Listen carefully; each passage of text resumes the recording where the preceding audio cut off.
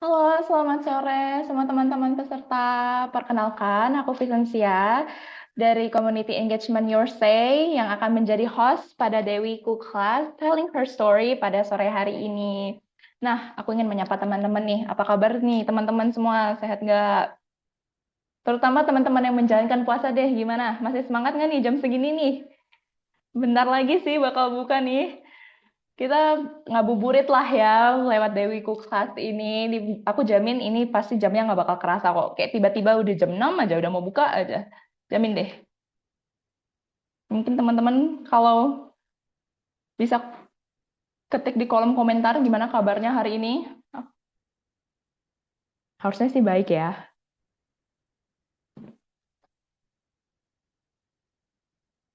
Semangat, semangat. Iya, semangat. Baik, Kak. Baik, baik.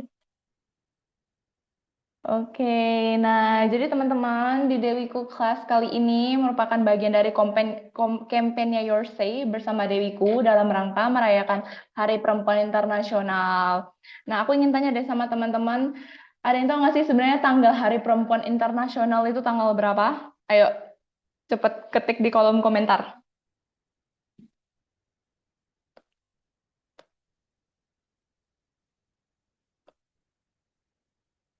Ayo, perempuan-perempuan di sini, masa pada nggak tahu sih Hari Perempuan Internasional tanggal berapa? Oh, banyak nih.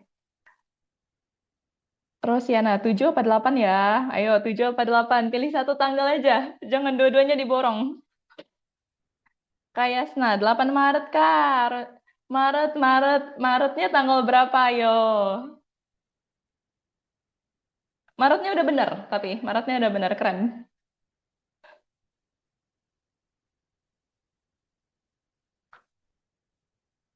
8 Maret berarti. Oke, bener. Ternyata teman-teman juga pada tahu ya. Oke, jadi benar Hari Perempuan Internasional itu dirayakan setiap tanggal 8 Maret. Nah, dalam rangka merayakan Hari Perempuan Internasional itu kita menghadirkan salah satunya Dewi Cook Kelas ini bersama Digital Mama, dan di sini juga sudah ada Mbak Ratna dari Digital Mama. Halo Mbak Ratna. Halo, selamat sore. Apa sore? Apa kabar nih Mbak? Sehat? Alhamdulillah sehat. Halo teman-teman Oh, semuanya. halo, nah spill sedikit dong Mbak, ini kesibukannya akhir-akhir ini apa nih? Digital Mama deh, sibuk nggak nih akhir-akhir ini?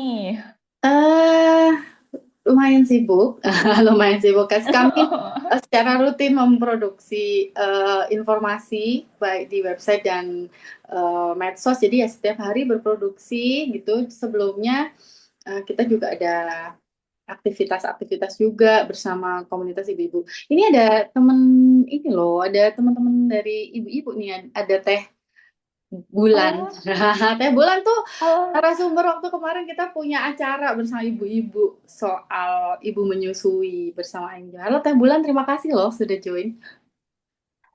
halo Taulan, perkenalkan saya Vien. Oke, nah jadi mungkin teman-teman udah banyak juga yang tahu sosok Mbak Catur Ratna ya. Nah tapi biar lebih kenal lagi nih, jadi Mbak Ratna ini tuh sebelumnya adalah seorang jurnalis di PT Pikiran Rakyat Bandung, benar ya Mbak? Nah, dan untuk saat ini beliau menjabat sebagai editor in chief-nya Digital Mama ID. Digital Mama sendiri itu adalah sebuah komunitas yang berkembang di era digital, terkhususnya untuk mensupport para ibu-ibu. Jadi komunitas ini sebagai ruang belajar dan juga untuk ruang di mana ibu-ibu tuh bisa saling sharing pengalaman, saling mendukung satu sama lain supaya untuk semangat nih untuk bisa produktif di era digital ini. Menarik banget ya teman-teman. Mungkin buat teman-teman yang tertarik untuk bergabung ke komunitas ini, bisa langsung cek Instagramnya Digital Mama ID. Itu banyak banget konten-kontennya juga dari kemarin sering aku cekin, sangat beragam aktivitasnya. Nah, dan juga ini tanpa berlama-lama lagi, aku yakin teman-teman udah penasaran banget sama apa sih yang akan kita pelajarin di Dewi Cook Class hari ini. Jadi waktu dan tempatnya langsung kupersilakan kepada Mbak Ratna untuk sharing insight ke kita-kita semua. Oke Kak Vien, terima kasih banyak. Halo teman-teman semua. Sebelum aku memulai apa ya namanya, materi. Aduh, materi tuh kayaknya berat banget. Tapi pertama saya mau terima kasih dulu kepada Yorsle juga Dewiku karena sudah mengajak kita di eh, apa ini namanya pertemuan belajar kita ya di Dewiku kelas hari ini.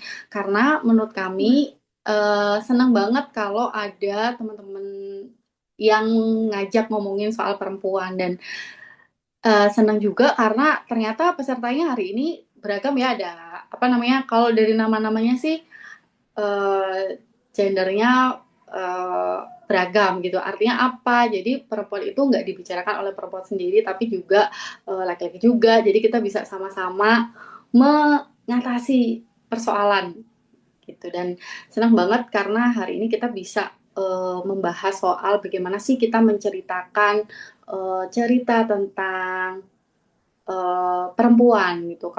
Kalau di judulnya Her Story karena selama ini kita mungkin familiarnya dengan history ya, sejarah itu kesannya tuh laki banget karena itu history bukan her story, bukan menceritakan perempuan karena uh, konon katanya sejarah itu ditulis oleh pemenang gitu, kesannya gitu perempuan tuh selalu menjadi kelas 2 yang ceritanya aja bahkan diceritakan oleh orang lain sehingga ada banyak hal-hal yang kemudian tidak terwakili gitu. Nah, mudah-mudahan sih sharing kita hari ini bisa membuka perspektif baru dan saya sih berharap kita bisa ngobrol, diskusi gitu ya. Jadi nggak dari saya aja. Jadi aku mau mulai share screen ya. Ngomong-ngomong, cek ombak dulu deh. Ada yang ini dari kota mana aja? Halo, Teh Bulan. Kalau Teh Bulan sih aku tahu ini dari Bandung. Kalau yang lainnya dari mana nih? Kalau boleh tahu, Jogja. Wah, ada dari Cimahi, Kak Yasna. Wah, deket lah kita ya. Saya ada di Bandung. Ada dari Pati. Wah, senang sekali. Ini terima kasih pada teknologi ya, karena kita jadi bisa berkumpul tanpa harus Jember, Kediri, Batam, Batam, Padalarang. Padalarang, Oh, beragam Padalarang banget ya. ya, Solo. Oh, deket Loh, ini. Saya di Jogja. Hai. iya tuh dekat deh. Nah, kalau Kediri sama Jember ini dekat sama kampung saya ya di Malang ya, Jawa Timur. Nanti eh, ini apa tujuan mudik. Wah, terima kasih banyak loh, seru banget rame. Saya mulai share screen ya. Hmm,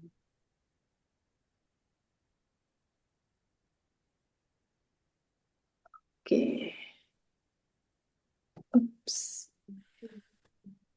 It's ternyata ininya udah loncat duluan. Baik teman-teman semuanya, judulnya merangkai cerita dan suara perempuan ini judul yang dibuat oleh teman-teman Dewiku dan menurutku ini sangat tepat ya eh, karena begini, kalau ngomongin media, jadi kenalan dulu, saya editor in chief Digital Mama ID, saya Ratna. Kalau ditanya sebenarnya Digital Mama ID itu apa sih? Kalau jenis kelaminnya sebenarnya awalnya adalah media, karena saya berlatar belakang sebagai jurnalis gitu ya. Terus mendirikan, mengelola Digital Mama ID ini. Tapi media zaman sekarang kan tidak bisa kalau hanya dengan sok taunya membuat berbagai konten, tapi kita juga ingin mendapatkan insight dari audiens, terus kita juga beraktivitas bersama-sama. Jadi akhirnya tumbuh juga komunitas yang kami bangun gitu ya, namanya Mama Mingle dari berbagai kegiatan yang kita sudah laksanakan. Tadi sudah dimention oleh Kak Bien, terima kasih. Nah, situasinya adalah gimana sih situasi media saat ini gitu. Seandainya saya tuh tidak mengelola Digital Mama ID, mungkin saya nggak pernah jadi pemimpin redaksi media. Redaksi media itu di Indonesia sekarang masih banyak dikuasai oleh laki-laki. Jadi karena laki-laki maka kalau media arus utama mainstreamingnya juga masih laki-laki. Eh, Bisa dihitung dengan jari lah pemimpin perempuan, pemimpin media yang perempuan itu tidak banyak. Kalau teman-teman tahu beberapa nama yang memimpin media itu pasti hanya sedikit saja yang perempuan karena memang begitulah situasinya. Jurnalis itu profesi yang selama ini masih didominasi oleh laki-laki. Meskipun di beberapa tahun belakangan juga banyak perempuan, tetapi pucuk-pucuk pimpinan masih diisi oleh laki-laki, sehingga perspektifnya pun banyak di didominasi juga oleh laki-laki. Jadi eh, tapi sejak era internet mulai banyak sekali media-media perempuan yang lahir, yang dipimpin perempuan, yang dikelola perempuan. Nah, ini sebuah sinyal yang baik karena kalau bukan perempuan yang membicarakan kepentingan perempuan tuh ya siapa lagi gitu loh. Nah, kehadiran media-media perempuan itu sangat berpengaruh, berperan dengan menghadirkan isu-isu, topik-topik yang berkaitan dengan perempuan. Ini sorry. Ini kalau dilihat dari foto yang terpampang, jadi Digital Mama ID itu karena audiensnya adalah perempuan, mama gitu ya, ibu-ibu, tim kami juga sebagian besar, oh bukan sebagian besar lagi, nyaris semuanya adalah ibu-ibu. Jadi kami adalah ibu-ibu uh, yang punya peran bukan lagi ganda ya, tapi bermacam-macam gitu. Kita berkumpul di Digital Mama ID. Jadi kalau kita kumpul redaksi itu bukannya redaksi sih, sama tim-tim yang lain, kita bisa lebih banyak anak-anaknya daripada dewasanya nih kalau semua di kita tuh cita-citanya supaya perempuan itu bisa punya support system yang baik dan kita tuh nggak perlu ada milih harus ini atau itu gitu. Jadi kita pengen semuanya tetap bisa berdaya, nggak harus apa ya, dalam pilihan-pilihan yang sulit gitu. Nanti kita bisa bicarakan apa sih pilihan sulitnya. Nah, ini di Dewan Pers sendiri, media di Indonesia itu, ini sebenarnya datanya bukan yang paling baru. Jadi kalau di sini saya sebut 47.000, mungkin sekarang jumlahnya sudah bertambah gitu ya media di Indonesia ini.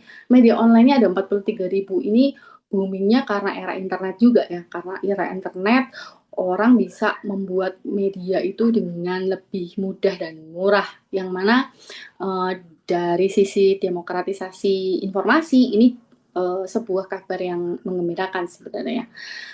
Nah, cuma tidak ada data sahih gitu dari jumlah ini tuh yang fokus pada perempuan berapa, yang dikelola oleh perempuan itu eh, belum di belum ada data yang akuratnya gitu. Tapi Konde itu salah satu media perempuan juga, Konde.co itu pernah membuat pemetaan terhadap media perempuan dan dari jumlah meskipun belum ada jumlah yang pasti gitu ya, tetapi jumlahnya selalu bertumbuh sampai hari ini tuh selalu bertumbuh, tetapi punya kendala-kendala lah ya, kayak misalnya pendanaan, manajemen ruang redaksi, audiens, juga teknologi. Jadi isu perempuan itu sudah mulai banyak sekarang, tetapi internalnya sendiri itu masih struggling gitu. Jadi masih untuk menyuarakan isu-isu perempuan tuh nggak gampang, teman-teman. Nah, era internet itu membuat kita jadi punya perilaku yang berbeda dari sebelumnya dalam hal memanfaatkan teknologi, memanfaatkan media, menjadikan media itu sebagai sumber informasi. Itu sekarang ada perubahan. Audiens tuh sekarang nggak cuma mendapatkan informasi dari satu sumber gitu. Nggak ada orang yang loyal satu media kayak dulu bangun tidur. Saya dulu jurnalis di Pikiran Rakyat. Pikiran Rakyat tuh media lokal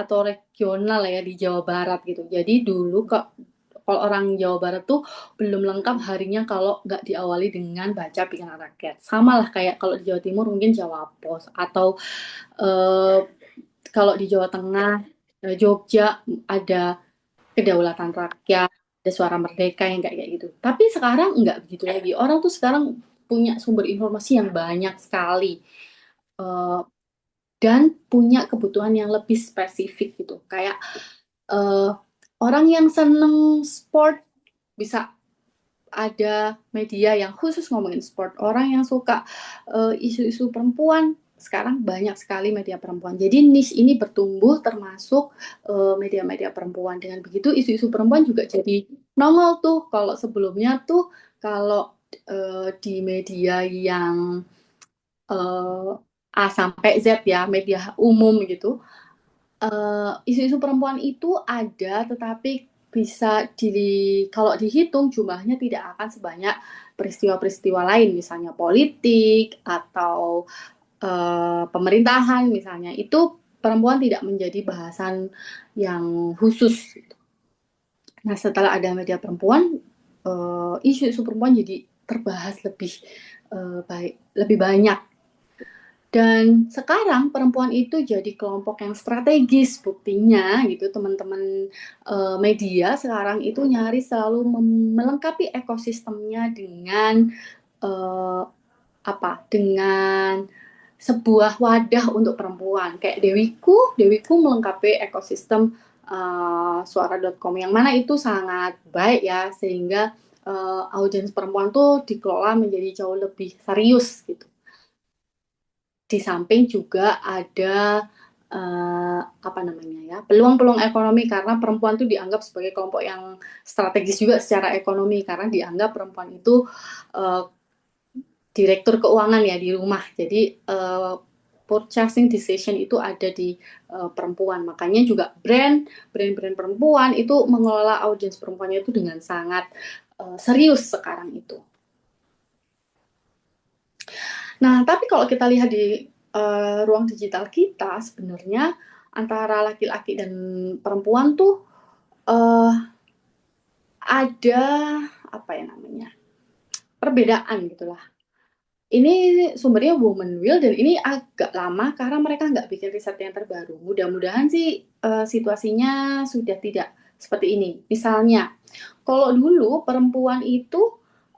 lebih uh, perempuan itu lebih sedikit menggunakan internet dibandingkan laki-laki, dan biasanya uh, di yang digunakan kalau perempuan itu dipakainya untuk aktivitas yang sifatnya sosial dan komunikasi. Tapi kalau laki-laki itu lebih ke bisnis, teknologi yang lebih ke empowerment gitu, lebih ke untuk dia supaya upskill gitu ya.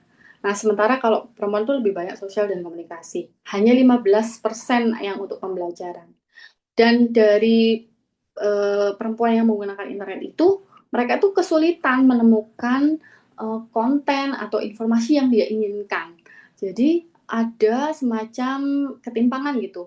Perempuannya banyak yang menggunakan internet, tapi dia merasa kayaknya yang aku cari itu nggak ada, yang aku butuhkan itu belum aku temukan gitu. Sehingga ini peluang juga untuk media ataupun inisiatif-inisiatif yang tujuannya adalah memenuhi kebutuhan informasi perempuan, memenuhi kebutuhan-kebutuhan perempuan di ranah digital ini.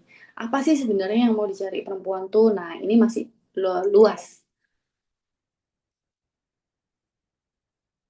Ah, sorry. Ups. Nah, itu tadi soal bagaimana ekosistemnya ya, gimana media perempuan yang ada di Indonesia sih kayak gimana gitu ya. Nah, sekarang kita baru nih ngomongin soal bagaimana sih kita menceritakan perempuan itu gitu. Kalau kita tadi udah ngomongin landscape-nya lah, ibaratnya di landscape media di Indonesia itu perempuan posisinya di mana. Nah, sekarang bagaimana menceritakannya? Sekarang kita sudah banyak media perempuan, kita sudah punya kanal-kanal atau channel-channel atau apapun tools-tools lah di ranah digital itu yang sudah merangkul perempuan. Tapi apakah bagaimana sih yang eksis sekarang itu bercerita tentang perempuan itu apakah sudah tepat atau belum, dan bagaimana kita semestinya menceritakan soal perempuan.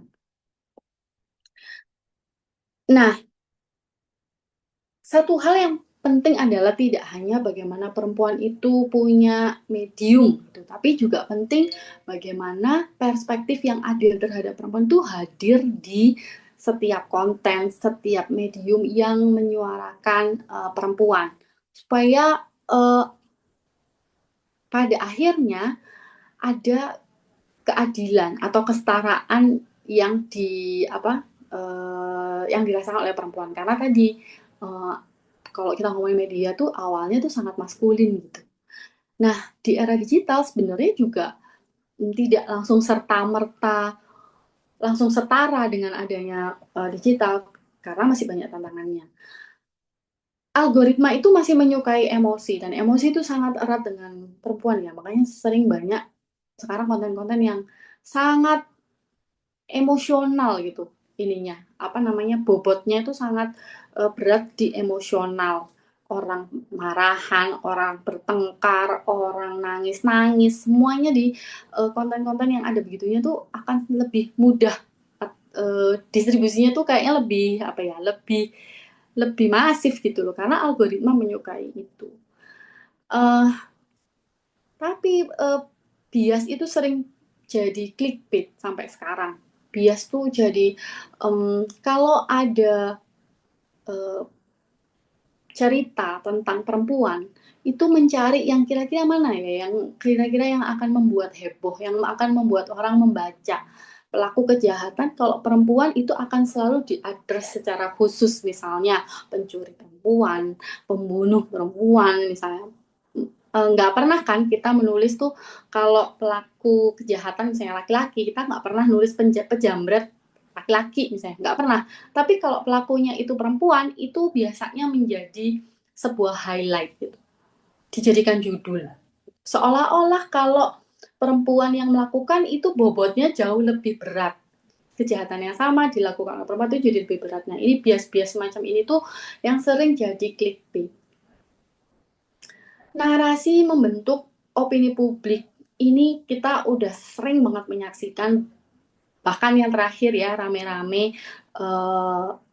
isu LPDP aja. Itu kan narasi yang disampaikan oleh si kreator itu kemudian berhasil membentuk opini publik yang mungkin tidak diharapkan oleh si kreatornya sendiri. Tetapi ya begitulah sekarang ini, di jagat digital ini, di jagat perkontenan ini, narasi itu sangat ampuh membentuk opini publik. Dan yang terakhir adalah konten itu bisa menguatkan atau mematahkan stereotip. Stereotip itu apa ya, semacam me, menyematkan sebuah sifat itu pada satu kelompok. Padahal kan tidak begitu ya. Jadi kalau perempuan stereotipnya adalah emosional, lemah, apalagi hal-hal yang seolah-olah semua begitu, semua perempuan begitu. Padahal tidak demikian. Nah, hal-hal ini, empat hal ini yang sebenarnya ingin apa namanya ya, bisa lebih baik kalau si pembuat kontennya, si penulis artikelnya, penulis beritanya itu paham terhadap perspektif perempuan. Kalau dia nggak paham ini, maka uh, produk kontennya, entah itu video, entah itu foto, entah itu teks, semuanya itu akan menjadi sangat tidak adil gitu. Maksud benar ngomongin perempuan, tapi apakah sudah cukup adil belum? Jangan-jangan justru uh, hanya menampilkan hal-hal yang emosional supaya rame nih, supaya algoritma suka, atau hanya menampilkan yang uh, memanfaatkan bias-bias itu supaya menjadi clickbait atau pakai narasi-narasi yang justru menguatkan stereotip. Itu sebabnya penting bagi siapa saja yang yang aktif memproduksi konten di ruang digital di internet itu punya perspektif terhadap perempuan. Mungkin teman-teman sering mendengar bahwa media itu netral, jurnalis harus netral. Sayangnya tidak. Netralitas itu tidak ada di dalam kode etik gitu ya. Tidak ada dalam mandat sebuah media gitu. Karena yang namanya netral itu kan tidak mungkin, teman-teman. Uh, dan pada satu situasi ya media itu harus berdiri di mana? Di kepentingan publik mestinya. Untuk teman-teman yang akrab dengan jurnalistik atau di media, mungkin sering mendengar bahwa jurnalistik itu ya harus berdiri di kepentingan publik, maka dengan demikian media itu tidak pernah netral. Sehingga apa? Media itu sebenarnya sekarang ini dia bukan hanya merefleksikan realitas gitu, Tapi media itu juga bisa membentuk realitas. Konten yang kita bikin itu bisa realitas eh, membentuk realitas itu sehingga nggak ada yang namanya netral. Maka bahasa yang digunakan, pilihan katanya, terus point of view-nya, angle-nya, skripnya, bahkan pemilihan teks, pemilihan lagu, background dan seterusnya itu itu merepresentasikan sesuatu. Itu ada maksudnya, ada realitas yang ingin ditunjukkan gitu. Jadi nggak ada tuh yang namanya netral. Maka itu perspektif setiap orang yang aktif memproduksi konten itu penting karena jangan sampai dia sudah bikin konten gitu ya seolah-olah semuanya itu ya udah begitu saja. Padahal kan nggak demikian. Ada caranya gitu ya. Jadi nggak bisa dianggap netral. Semuanya yang diproduksi itu ada intensinya. Maka kalau kalau nih semua pembuat konten itu sadar soal bagaimana membuat konten yang berperspektif perempuan, maka besar harapan bahwa isu-isu perempuan itu akan disampaikan dengan benar gitu ya, dengan sesuai dengan kebutuhan perempuan itu sendiri. Apa sih itu perspektif gender gitu? Uh, Kalau ngomongin perspektif perempuan, kalau kita ngomongin perempuan, perempuan tuh ada apa namanya ya? Perempuan tuh iya jenis kelamin, tapi juga ada gender. Tapi gender itu bukan jenis kelamin. Maksudnya ya kalau jenis kelamin ya ada laki-laki ada perempuan. Tapi gender itu tidak dikonstruksi. Gender itu lahir dari konstruksi sosial. Misalnya bahwa perempuan itu di rumah, perempuan itu memasak, perempuan itu ngurus anak, perempuan itu uh, nurut ya. Perempuan itu lebih hmm, pasif, perempuan itu tidak boleh begini, tidak boleh begitu. Itu sebenarnya dikonstruksi oleh sosial. Nah, perspektif gender itu selain melihat ada konstruksi sosial itu bisa melihat juga relasi kuasa yang terjadi. Adakah satu yang lebih kuat dan satu lebih lemah? Lalu dampaknya apa? Itulah perspektif gender sebenarnya. Jadi ketika membuat tulisan atau membuat konten, itu kalau dilandasi pada perspektif gender, maka bisa melihat, bisa membantu kita menempatkan perempuan itu harus di-capture seperti apa. Apakah sebagai, itu tadi, sesuai konstruksi sosial, atau seperti apa? Atau kita mau menggugat konstruksi sosial itu. Contohnya apa teman-teman? Masih ingat nggak ada kontroversi konten yang rame itu soal 10.000 di tangan yang tepat? Di tangan istri yang tepat. Itu kan seolah-olah ya, kalau nggak cukup 10.000 maka kamu bukan istri yang baik. Kalau nggak 10.000, kalau 10.000 itu nggak cukup berarti kamu istri yang tidak bersyukur, yang tidak bisa mengelola keuangan dan seterusnya. Padahal kalau dilihat dari perspektif gender, ya nggak begitu dong. Ada relasi kuasa di situ karena perempuan tuh kayak cuman dibebani untuk mengelola itu tanpa melihat situasinya.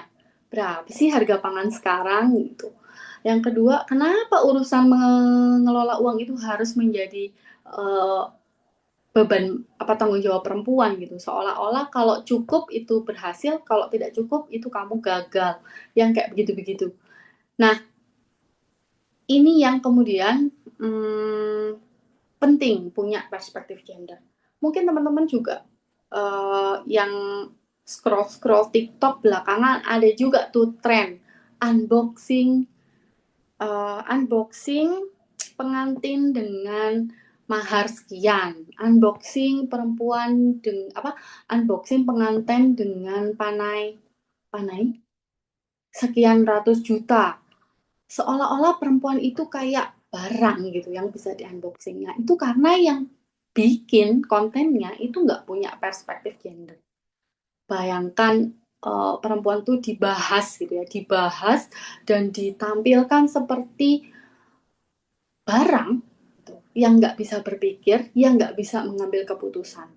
Padahal soal uh, soal pernikahan, soal adat dan seterusnya itu kan ada konstruksi sosial gitu. Nah, itu tuh nggak diabaikan. Nah, yang sering terjadi dalam konten digital itu male gaze. Jadi segala hal yang ditampilkan itu dari pandangan laki-laki, bukan dari perempuan. Sehingga apa? Ya perempuan dianggap objek aja.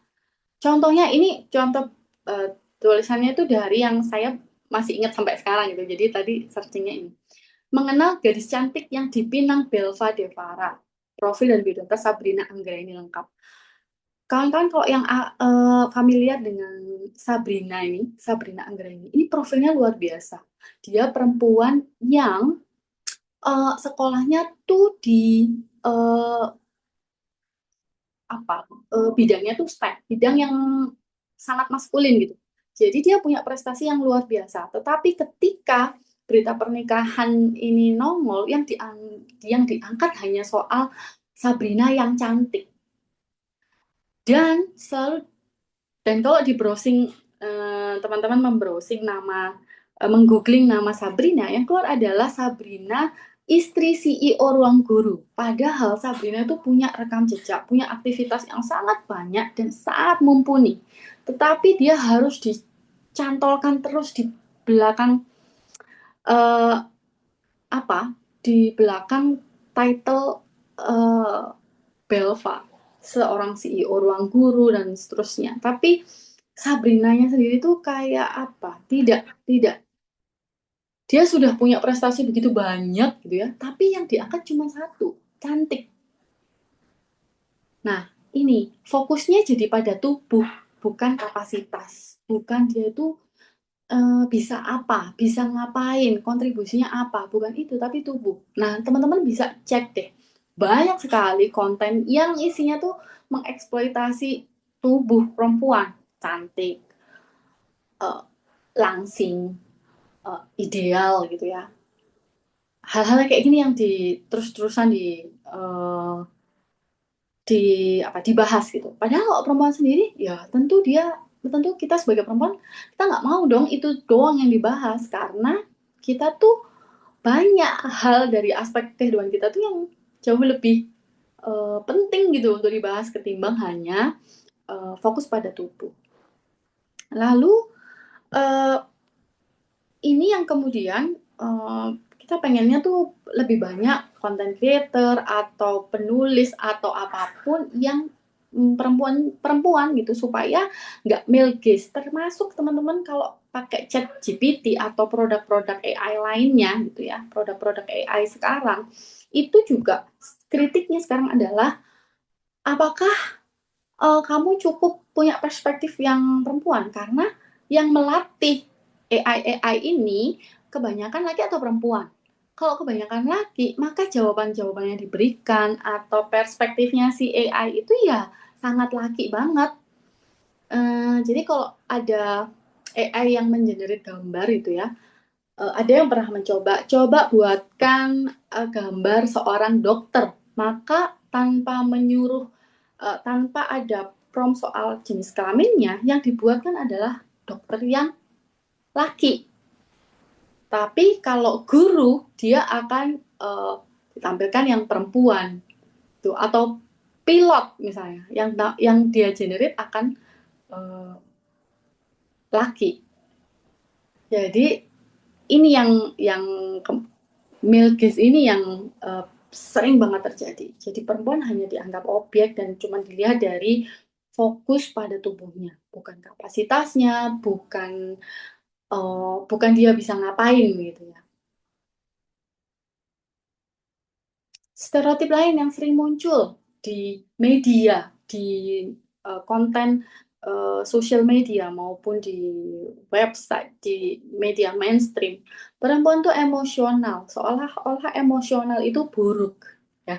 Padahal sebuah, nah apa, manusiawi sekali kan, manusia punya emosi itu, laki-laki juga emosi. Pelaku KDRT itu kan juga karena emosional, tapi selalu yang dianggap dijadikan apa, senjata itu emosionalnya perempuan, karena dianggap emosionalnya perempuan itu destruktif gitu, marah-marah gitu ya. Ada kan konten yang perempuan tuh selalu digambarkan marah-marah gitu. Terus kalau laki yang ideal tuh yang soft spoken gitu. Nah ini kan stereotip-stereotip yang dilanggengkan. Terus ibu itu sama dengan domestik. Jadi kalau ibu yang baik, ibu yang ideal itu adalah ibu yang di rumah, pinter masak, pinter beberes, jago membereskan rumah gitu. Sementara yang tampil di publik itu laki-laki gitu.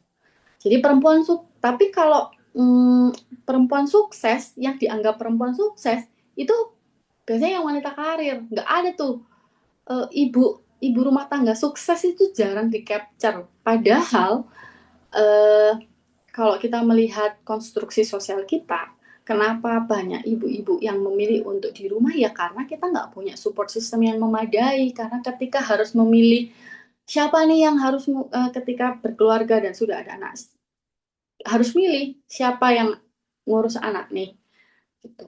Uh, ada yang dengan gembira, ya udah aku kata kata istrinya gitu, tapi ada juga yang terpaksa, ya sebenarnya aku suka bekerja tapi ya karena tidak ada support system, nggak ada yang bisa bantu ngurus anak, nggak ada daycare yang apa namanya, yang terjangkau, ya akhirnya dia yang ngurus rumah, suami yang bekerja.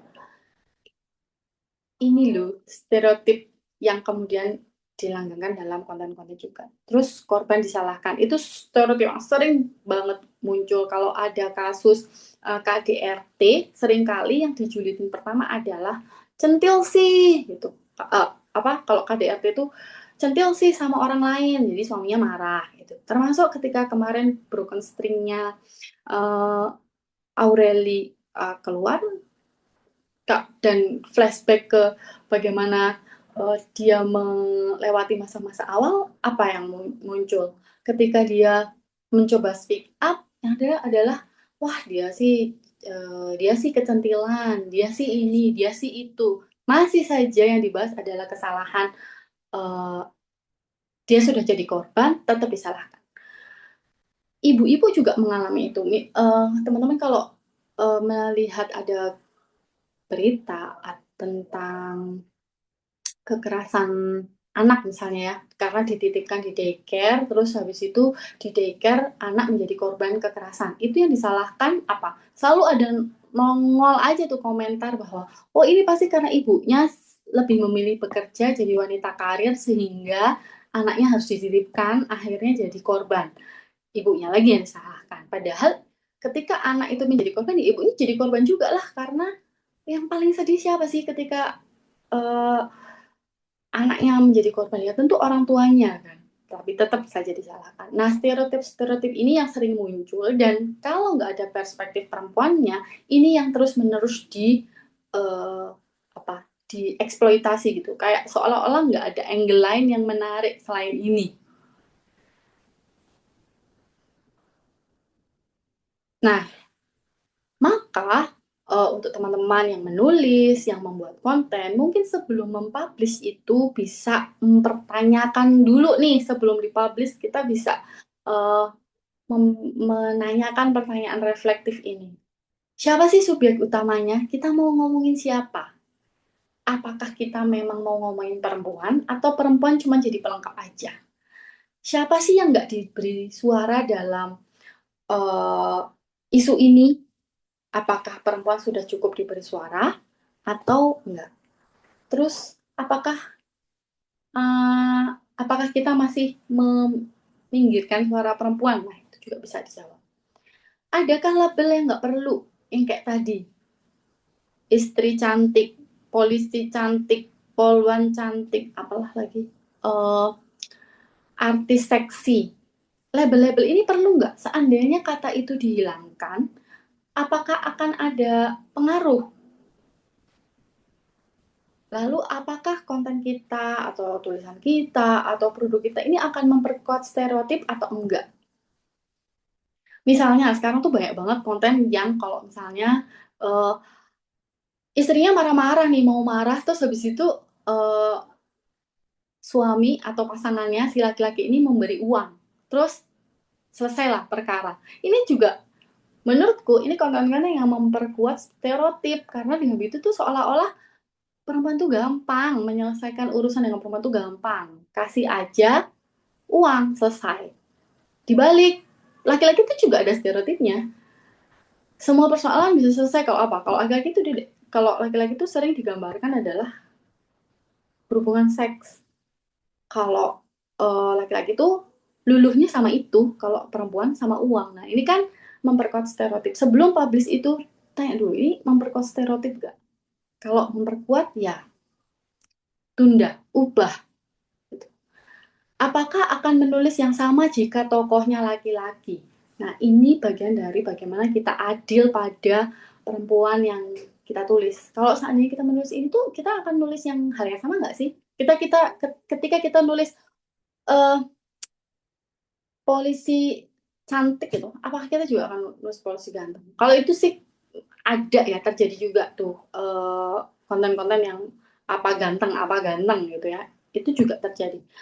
Hal lain adalah sering sekali perempuan itu ditanya bagaimana cara membagi waktu antara eh, pekerjaan dan rumah. Tuh. Ini pertanyaan yang nyaris tidak pernah ditanyakan kepada laki-laki. Kenapa? Ya laki-laki tuh kayak seolah-olah kerjaan rumah itu hanya tanggung jawabnya perempuan, bukan tanggung jawabnya laki-laki. Sehingga yang selalu ditanya akuntabilitas gitu ya, untuk ditagih pertanggungjawabannya soal itu cuma perempuan. Nah, apakah kita akan menulis hal yang sama jika tokohnya laki-laki? Apakah kita akan menanyakan hal yang sama kepada laki-laki dengan pertanyaan yang sama gitu? Nah, ini bisa jadi apa namanya pertanyaan untuk cek gitu ya, untuk ngecek apakah kita sudah cukup berperspektif perempuan.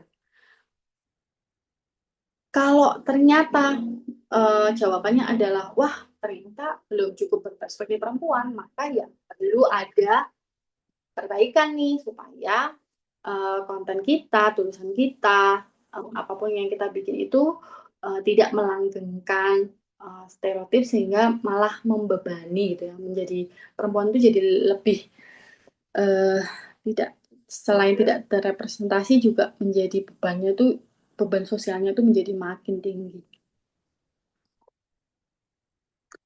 Nah, caranya sekarang kalau membuat konten gimana caranya supaya lebih adil nih, supaya perspektifnya lebih adil pada perempuan. Salah satu framework yang paling sering dipakai itu namanya SHIFT ya. Singkatan dari subject position, humanize, intersectionality, frame, dan tone. Gitu. Subject position itu apakah perempuan itu menjadi subjek aktif? Ya, seringkali di konten atau di tulisan atau di apa namanya ya konten digital terutama ya, itu perempuan dianggap sebagai subjek yang tidak aktif, bahkan jadi objek, bahkan pasif gitu ya. Jadi eh, ya udah itu disematkanlah berbagai eh, label-label tadi. Label tadi juga maksudnya humanize itu apa? Hindari label reduktif. Maksudnya dia jadi mengurangi peran dia, mengecilkan perannya gitu. Misalnya apa? Janda cantik. Gitu. Janda cantik ini meskipun ya memang dia janda, tapi kenapa harus disebutkan janda cantik ini? Emang apa gitu? Orang tuh jadi fokusnya ke soal janda dan cantik, tidak tidak eh, tidak pada kapasitas. Padahal label itu penting nggak sih ada itu? Kalau memang bisa tidak penting ya dihilangi saja. Saya balik lagi, apakah perempuan menjadi subjek aktif? Itu maksudnya adalah perempuan tuh sering dianggap sebagai sosok yang pasif, yang nggak bisa membuat keputusan, yang nggak bisa melakukan sesuatu untuk dirinya sendiri. Jadi misalnya nih, eh, banyak menggunakan kalimat-kalimat pasif gitu. Misalnya dilaporkan. Eh, apa pilihan katanya tuh kalau aktif kan melaporkan, kalau pasif kan dilaporkan. Nah, seringkali kalau menyangkut perempuan tuh dia pakai passive voice gitu. Mestinya eh, perempuan itu juga ditunjukkan bahwa dia bisa membuat keputusan, misalnya ia melaporkan dibanding dilaporkan oleh siapa gitu, atau um, apa ya contohnya. Jadi dia tuh lebih perspektifnya tuh jadi akhirnya tuh perempuan tuh kayak uh, pasrah aja gitu loh. Kalau perempuan bertindak itu menjadi sesuatu yang ajaib gitu dianggapnya. Intersectionality, perempuan itu punya pengalaman yang berbeda. Jadi perempuan itu bukan satu kelompok yang homogen. Perempuan yang tinggal di desa dengan yang di kota tentu perspektif pengalamannya berbeda. eh, pengalaman perempuan yang berbeda usia, berbeda agama, berbeda latar belakang, bahkan perempuan yang disabilitas itu pasti pengalamannya berbeda. Jadi tidak bisa kemudian disamakan semuanya, seolah-olah tuh semuanya sama gitu. Nah, kebutuhan-kebutuhan ini dengan pengalaman berbeda, kebutuhannya juga berbeda. Terus pengalamannya bukan berarti satu lebih penting dari yang lain gitu, tapi pengalaman-pengalaman yang berbeda ini juga menjadi sebuah perspektif gitu, yang perlu dipertimbangkan saat membuat konten. Frame. Nah, ini yang paling sering yaitu bingkai. Bingkai kalau frame dalam konten, dalam berita itu agak uh, gawat. Kenapa? Karena bingkai ini bisa menentukan siapa yang salah. Siapa yang benar dan siapa yang salah itu bisa dibingkai gitu. Jadi, uh, misalnya pemilihan kata dia digagahi misalnya.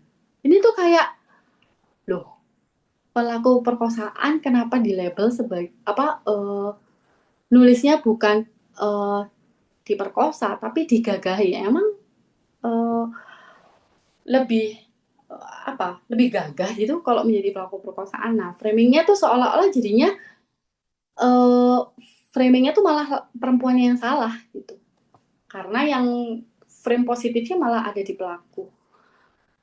Bingkai yang menentukan siapa yang salah dan siapa yang benar ini yang harus diperhatikan betul. Tone, nada, menghakimikah atau memberdayakan? Misalnya, hmm, eh, bagaimana mengcapture beban ganda perempuan ya, misalnya ibu bekerja misalnya, itu apakah dianggap sebagai menghakimi, sebagai sebuah wah kalau ibu bekerja berarti dia tidak sayang anaknya dan tidak peduli pada keluarganya, atau sebagai sebuah pemberdayaan karena ya ibu bekerja itu dia punya banyak hal positif juga gitu loh. Tapi itu bisa berbeda maknanya dari tone, dari nada. Ini framework ini bisa dipakai saat membuat konten, saat menulis berita, saat uh, atau artikel atau menuturkan pengalaman perempuan itu bisa pakai framework ini. Nah, ini uh, tips praktisnya. Saat membuat konten atau menulis atau apapun itu, mulailah dari sudut pandang yang sudah clear gitu ya, bahwa sudut pandangnya itu berperspektif perempuan, bahwa kita tidak menempatkan perempuan sebagai korban semata atau sebagai sosok yang pasif gitu ya.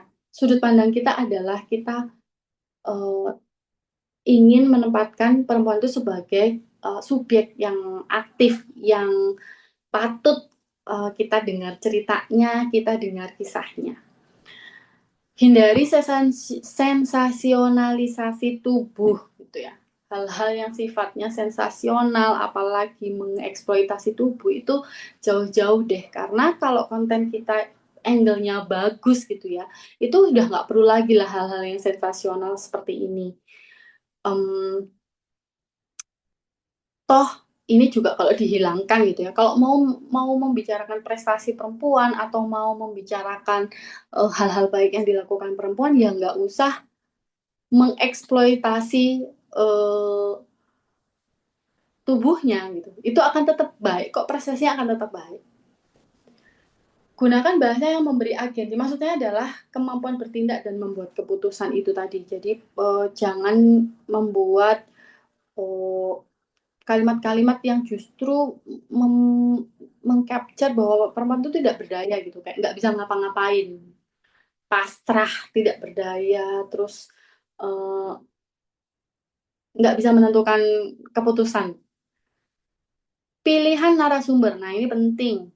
Teman-teman kalau lihat, kalau biasanya ini ada di riset-riset media, itu mayoritas narasumber di media itu laki-laki. Seolah-olah tidak ada perempuan yang relevan untuk menjadi sumber. Nah, kalau di Digital Mama ID kan, Digital Mama ID audiensnya perempuan, dan kita penulisnya juga perempuan, maka yang kita utamakan adalah narasumber perempuan. Supaya apa? Supaya perspektif perempuan itu hadir di situ. Nah, ini yang sering luput. Bahkan ya, anggota DPR kita yang ngurusin komisi perempuan aja sekarang laki-laki semua. Terus kebayang nggak apa yang bisa kebijakan apa yang bisa dihasilkan gitu. Sama dengan kita bikin konten juga gitu. Kalau kita bikin konten atau bikin informasi atau apapun yang narasumbernya laki-laki, tapi membahas perempuan, gimana? Yang tahu bagaimana perempuan, kebutuhannya, masalahnya, problemnya, dan apa yang diinginkan perempuan ya tentu perempuan sendiri. Jadi pilihan narasumber itu sudah menunjukkan apakah kita sudah berperspektif perempuan atau belum. Kalau semuanya masih didominasi laki-laki, ya kita belum berperspektif perempuan karena kita tidak menghadirkan kepentingan perempuan di situ. Hindari victim blaming. Ini paling sering ya, sampai sekarang nih masih banyak prakteknya. Setiap kali ada kejadian gitu, eh, korban itu selalu malah disalahkan, terutama pada kasus-kasus kekerasan, terus ya kekerasan pada pada yang paling banyak ya. Jadi dia sudah jadi korban, tapi tetap disalahkan dan fokusnya selalu pada perempuannya gitu. Padahal dalam sebuah kasus itu kan pelaku juga penting. Bangun narasi yang memberdayakan. Jadi narasi perempuan itu berdaya bahwa dia itu bisa membuat keputusan, bahwa dia itu bisa melakukan hal-hal perubahan baik itu juga bisa dilakukan perempuan. Itu yang perlu apa namanya, diangkat juga. Misalnya narasi soal bagaimana apa namanya, ini loh, caregiver keluarga itu kan sekarang banyak seolah-olah itu tugasnya perempuan ya. Kalau misalnya ada orang tua yang sakit, itu seolah-olah ini secara otomatis itu jadi tugasnya anak perempuan. Nah, itu tuh apa ya? Narasinya itu mm, mestinya diberdayakan gitu loh, bahwa apa namanya, keputusan untuk menjadi caregiver itu sesuatu yang perlu dihargai gitu. Oh, itu sesuatu yang berbobot gitu, bernilai penting, bukan sesuatu yang ya udah itu kan memang sudah tugasmu. Ya kalau memang sudah tugas sebagai tugas anak, ya udah kalau memang itu tugas anak, apakah laki-laki juga dibebankan pada tanggung jawab seperti ini? Kan enggak juga. Tidak semuanya sudah memahami ini. Jadi narasinya juga narasi yang memberdayakan gitu, bukan yang apa bukan narasi yang justru melemahkan. Atau misalnya ini konten-konten yang korban ini loh sebenarnya kontennya edukasi, mau ngasih tahu gini loh caranya menghindari penipuan atau gini loh caranya supaya kita terhindar dari scam atau apa gitu. Nah, biasanya itu tuh digambarkan perempuan itu sebagai korban terus karena seolah-olah perempuan itu nggak bisa menguasai skill keamanan ya, kayak gitu. Terus akhirnya selalu digambarkan perempuanlah yang selalu jadi korban. Hindari konten humor yang menguatkan stereotip ini yang sekarang lagi banyak-banyaknya. Karena kita kalau kita kembali di awal kemunculannya, awal kelahiran media sosial itu tujuannya untuk hiburan gitu loh. Jadi konten-konten humor, konten-konten hiburan itu masih memegang masih sangat kuat gitu di media sosial. Nah, sayangnya konten-konten humor ini sering dianggap harmless, tapi padahal isinya itu adalah menguatkan stereotip-stereotip tadi. Misalnya perempuan itu matre gitu ya, seolah-olah yang provider itu harus laki-laki. Padahal survei BPS saja menyebut bahwa breadwinner itu banyak perempuan gitu, maksudnya tulang punggung keluarga itu juga banyak yang perempuan, tapi seolah-olah di capture dari dari konten-konten itu bahwa provider itu ya pasti laki-laki itu. Terus kalau perempuan itu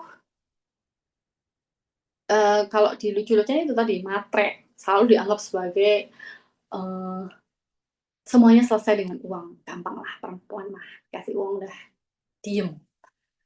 Terus konten-konten hiburan yang lucu-lucuan itu seringkali dianggap tidak berbahaya, tapi sebenarnya dia melanggengkan uh, stereotip, melanggengkan ketidaksetaraan gender tadi.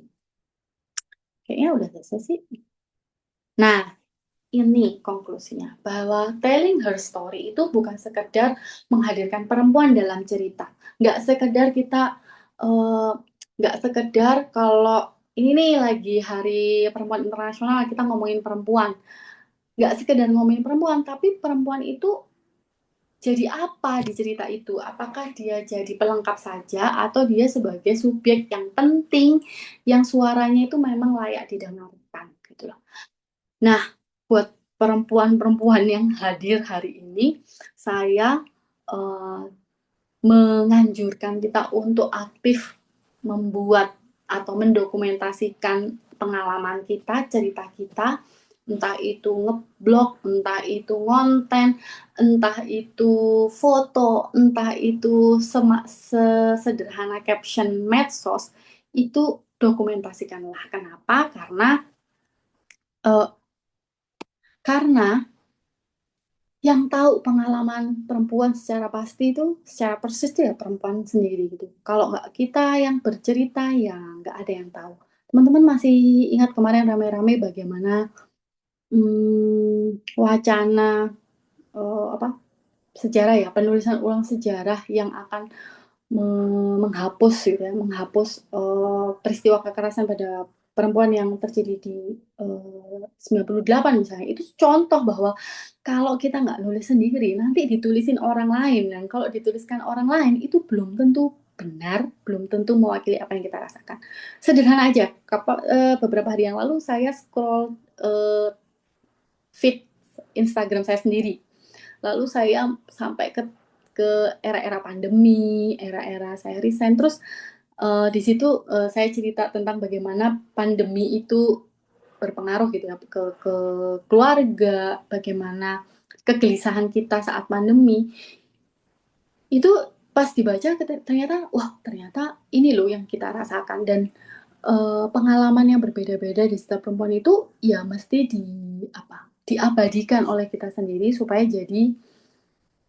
akan jadi sejarah suatu hari nanti tuh kalau katakanlah 20-30 tahun lagi ya ada orang mau ngomongin pandemi gitu. Mungkin cerita bahwa bagaimana perempuan tuh harus berjibaku ngurusin kerjaan, ngurusin sekolah anak, ngurusin berdagang karena penghasilan yang penghasilan keluarga yang berkurang, itu tidak akan terdengar kalau enggak perempuan yang cerita. Karena itu pengalaman perempuan. Dan kalau yang menceritakan adalah perempuan, itu kita akan hadir sebagai subjek yang penting, yang nyata, bukan hanya sekedar pelengkap eh, cerita gitu. Terus bagaimana laki-laki? Ya laki-laki sangat bisa andil dengan perspektif perempuan tadi. Kalau laki-laki yang aktif, eh, entah itu konten, entah itu membuat tulisan, entah itu menjadi jurnalis atau profesi apapun, kalau dia punya perspektif perempuan, maka dia akan eh, dia punya kesadaran bahwa perempuan itu punya posisi yang sama pentingnya dengan laki-laki. Jadi dia nggak akan tidak akan mengeksploitasi hal-hal yang sifatnya tubuh saja, sensasional aja, nggak cuma sekedar clickbait aja, nggak cuma pikirannya gimana ya caranya supaya artikelku ini uh, dibaca banyak orang, tetapi juga bagaimana apakah artikelku ini berdampak apa nih pada perempuan selanjutnya kalau perspektifnya tetap seperti ini. Seperti itu, teman-teman. Jadi, eh, bagaimana kita mengcapture perempuan itu gak hanya sebagai eh, pelengkap gitu ya, pemanis, tetapi bagaimana dia ditempatkan sebagai subjek yang penting. Terima kasih. Oh ya, Digital Mama ID itu punya apa ya namanya? Program kanal gitu yang namanya Cerita Mama yang menerima tulisan-tulisan dari teman-teman eh, ibu terutama, tetapi juga perempuan pada umumnya. Laki-laki juga boleh kalau mau menceritakan punya pengalaman atau apapun sebagai perempuan, sebagai ibu, sebagai kakak, sebagai adik, sebagai apapun peran yang dijalani, itu bisa dikirimkan ke kami di redaksi @digitalmama.id, email ini ya maksudnya. Nanti setiap cerita yang ditayangkan itu kita akan memberikan sebuah buku. Mungkin kalau teman-teman yang selama ini sudah aktif di Your Stay itu udah inilah ya, udah menemukan rumah lah di Your Stay. Tapi siapa tahu punya isu-isu yang berkaitan tentang motherhood dan seputar ibu-ibu, bolehlah dikirimkan ke kami juga. Itu saja, mungkin kita bisa berdiskusi lebih lanjut. Eh, Terima kasih, mari kita ngobrol-ngobrol. Ya, terima kasih Mbak Ratna. Tuh, teman-teman yang punya cerita mungkin bisa tadi dikirim ke email @redaksi Digital Mama itu ya. Nah, jujur nggak kerasa ya, ternyata tadi udah slide terakhir, karena aku enjoy banget dari awal sampai akhir. Karena aku juga perempuan ya, jadi apa yang di-sharing sama Kak Ratna itu, dari awal sampai akhir tuh aku banyak ngangguknya, tanpa sadar ya, karena aku setuju dan aku juga relate gitu. Apalagi mungkin tadi yang terkait stereotip ini ya. Aku juga mau membahas nih soal yang stereotip sekarang kalau perempuan itu emosional, perempuan itu ribet. Nah, karena ada stereotip tersebut, kita perempuan-perempuan itu jadi kadang apa ya? Kalau kita ingin menceritakan perasaan kita, menyuarakan cerita kita, pengalaman kita, itu kita jadi males, jadi nggak pede deh. Karena belum apa-apa orang-orang mencap, ah perempuan ribet, ah itu mah lu terlalu subjektif aja, terlalu subjektif nggak sih, terlalu main perasaan nggak sih, baperan nggak Per. sih, tuh baper. Padahal perasaan kita valid gitu loh, Betul, iya kan? betul, Nah betul. mungkin dari Mbak Ratna sendiri ada pendapat terkait hal itu? Iya, itu juga yang menyebabkan banyak perempuan itu kalau mau konten, itu mikirnya banyak gitu. Posting nggak ya? Bener, Posting nggak ya? Ntar dibilang baper betul. lagi, ntar dibilang alat gitu doang gitu.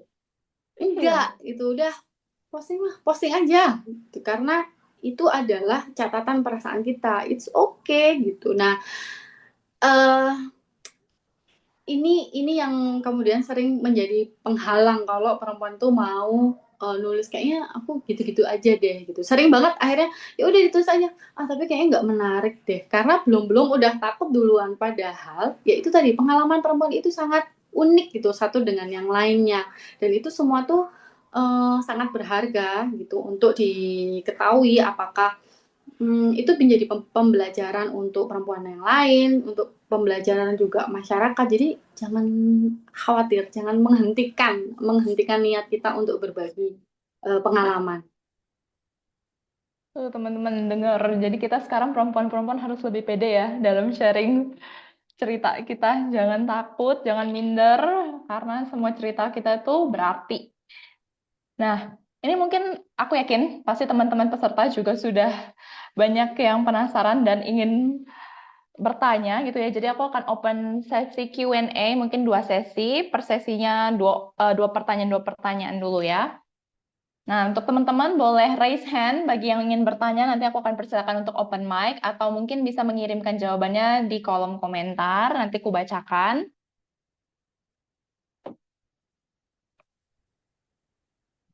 Anyway, Kak Vian, aku lupa tadi mau ngomong bahwa kita ada merch lah untuk teman-teman yang hadir sore ini mungkin mau nanya atau Oh, cerita, membagikan ceritanya, kita ada 2 merchandise yang akan kita kirim ke teman-teman. Jadi silakan wow, tuh bertanya. teman-teman menarik banget ya sih.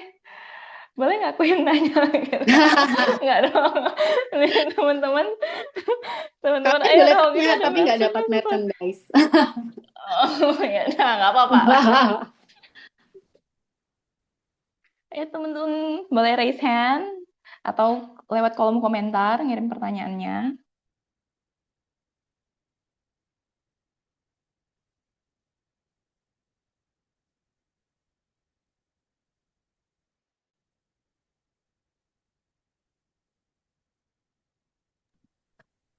Wah, kayaknya udah ini, udah khatam semua ya kayaknya. Atau mungkin masih minder, masih malu-malu. Ayo, jangan. Barusan lo dibilangin harus pede. Halo, apakah saya sudah dengar? Halo? Ini mengalami tapi nggak tahu di mana. Eh, Maaf, suaranya nggak kurang jelas. Halo, Boleh raise hand dulu biar aku tahu ini siapa yang open mic tadi. channelnya di mana ya? Ini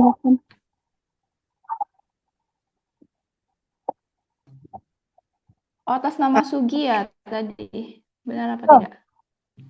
ya betul, Mbak Sugi. Sugi. Oh, iya, saya Sugi. Kebetulan nggak kedengeran ya saya.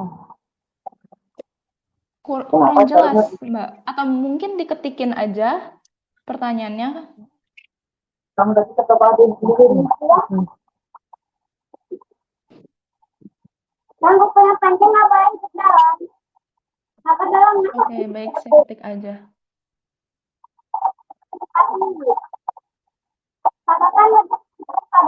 Oh, ini ada dari Kak Zakira. Nih, aku bacain. Hai, selamat sore. Kenalkan aku Zakira dari Bandung. Oh, dari Bandung. Mau dong minta tips buat cerita perempuan tapi versi cerita pendek untuk dimuat di media. Terima kasih. Nah, ayo. Dipersilakan untuk Mbak Ratna menjawab pertanyaan dari Kak Zakira.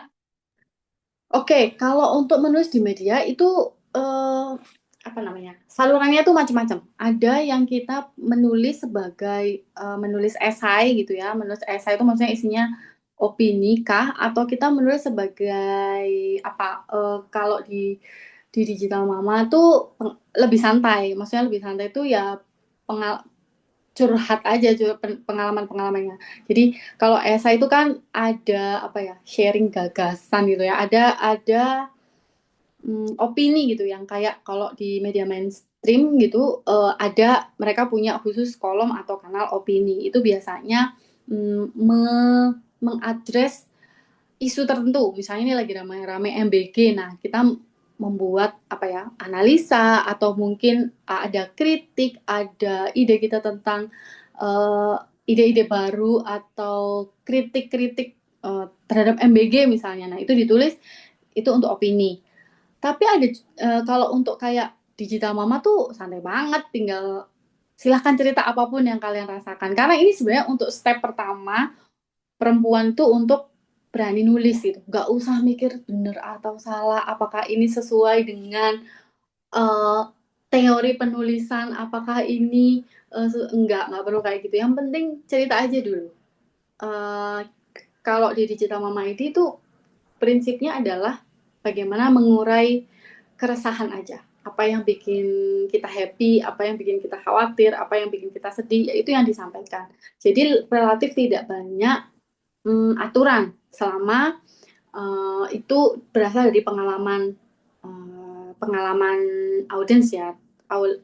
Dalam hal ini pengalaman eh, mama-mama gitu, pengalaman pembaca digital Mama ID itu bebas aja. Tapi kalau media biasanya beda-beda tuh aturan mainnya. Nah, teman-teman bisa membaca dulu ketentuannya. Biasanya ada ketentuan teknis yang di apa namanya, dibikin oleh media itu. Misalnya panjangnya ada yang 2.500 kata atau bahkan cuma 1.500 kata aja.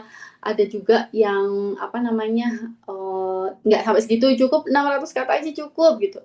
Sorry, 2.500 karakter. Cukup 2.500 karakter, tapi ada juga yang ya yang penting 600 kata lah minimal, saya kayak gitu. Nah, itu bisa teman-teman pelajari di masing-masing. Jadi teman-teman bisa mengincar dulu nih mau ditayangkan di mana, nanti bisa dicek tuh mereka punya syarat apa gitu.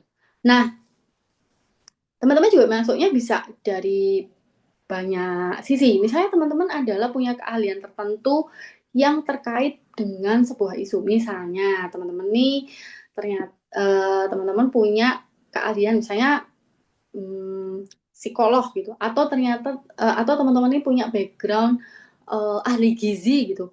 Nah, teman-teman bisa menulis opini sebagai ahli gizi atau menulis opini sesuai dengan role teman-teman. Kalau enggak, ya role misalnya ibu MBG dari perspektif ibu, ya itu juga bisa. Jadi nggak ada apa ya? Pada akhirnya yang penting adalah bagaimana kalau media mainstream kebanyakan, bagaimana ide itu ketemu dengan ide teman-teman tuh bisa menjadi sebuah solusi alternatif dari masalah yang dihadapi atau menjadi sebuah pencerahan gitu ya. Menjadi insight baru pada sebuah fenomena yang sekarang terjadi. Jadi kalau di media mainstream biasanya semakin besar peluang untuk tayang kalau teman-teman bisa merespons sebuah fenomena yang sedang terjadi atau peristiwa faktual. Misalnya sekarang lagi rame apa, teman-teman bisa merespons itu atau merespon opini yang sudah tayang misalnya, itu juga bisa. Baik, begitu Mbak Zakira. Nah, pertanyaan selanjutnya dari Mbak Rahel. Sore Mbak, saya Rahel mau bertanya, apa pendapat Mbak Ratna sendiri? Kalau di adat itu kan ada istilahnya perempuan dibeli, karena ada mahar dan segala macamnya. Maksudnya dari adat suku saja sudah seperti itu di Batak istilahnya tuhor boru. Nah, ini aku juga penasaran sih, menurut pendapat Mbak Ratna sendiri bagaimana? Ini pertama saya bukan orang Batak nih kalau dicontohkan adat. Tetapi pada prinsipnya begini, adat itu memang gimana ya? Adat tuh aturan adat ini sudah dipegang teguh oleh masyarakat sekian generasi. Jadi sudah apa ya? Sudah melembaga begitu. Nah, kalau pertanyaan setuju atau nggak setuju, karena saya bukan dari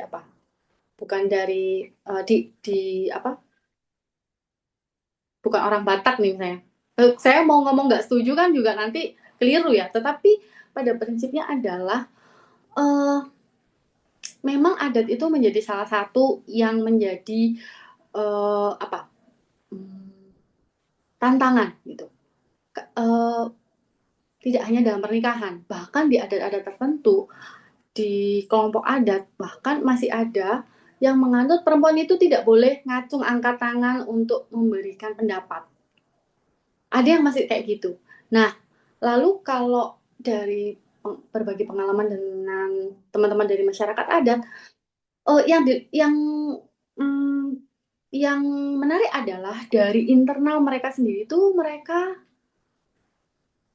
mulai gusar. Oh, ini kayaknya ada sesuatu yang nggak bener nih kalau kayak gini. Sehingga ada keberanian dari masyarakat perempuan adat itu sendiri untuk membuka komunikasi sehingga boleh nggak sih saya tuh kalau rapat adat ngacung angkat tangan karena saya tuh punya pendapat dan nggak gampang ya kayak gitu.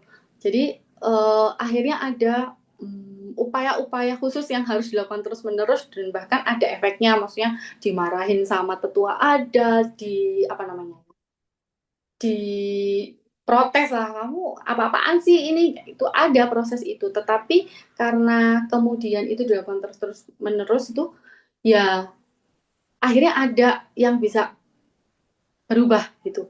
Minimal kalau lagi rapat adat, perempuan itu tidak selalu bagian masak dan cuci piring. Mereka boleh duduk di forum itu mendengarkan, lalu lama-lama mereka boleh angkat tangan dan uh, memberikan pendapatnya. Saya pikir upaya-upaya kayak gini bisa dilakukan.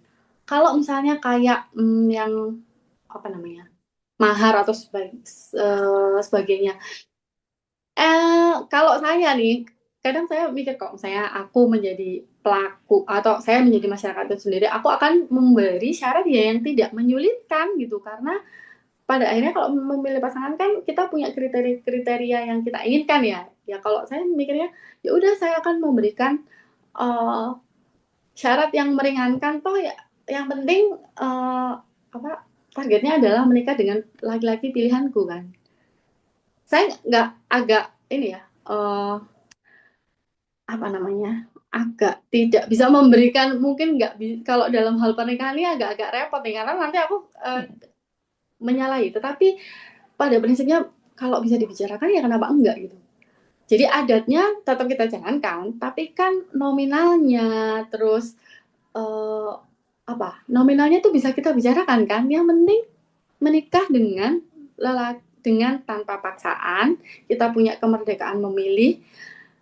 Ya udah gitu loh. Kalau misalnya ini calonku nggak punya, tapi bisa nggak dibicarakan ini segini aja, nggak apa-apa, segitu itu udah cukup misalnya. Nah ini kan kemudian perlu upaya ya. Saya yakin hal itu sangat sulit, tidak mudah bagi yang menjalani, terutama di adat-adat yang masih sangat kental. Jadi ada baiknya mengorganisir diri gitu ya, sesama perempuan di keluarga atau gimana untuk memperoleh support moral, berkaca pada kawan di perempuan adat tadi, bahwa bisa loh mengubah mengubah itu meskipun itu sulit. Oh, setuju, setuju, setuju. Ya sih, kalau pernikahan yang penting kita menikah sama orang yang memang kita cintai dan yang pasti ya kita sudah bisa menjamin lah kalau dia itu tidak melakukan hal-hal yang tidak seharusnya dilakukan di sebuah pernikahan, KDRT misalnya gitu. Karena takutnya yang bisa membayar gitu ya, itu habis itu yang ternyata yang tidak, yang abusif atau yang ternyata malah tidak kita inginkan gitu kan ya, apa namanya, sayang ya. Tapi memang adat itu menjadi sebuah menjadi tantangan untuk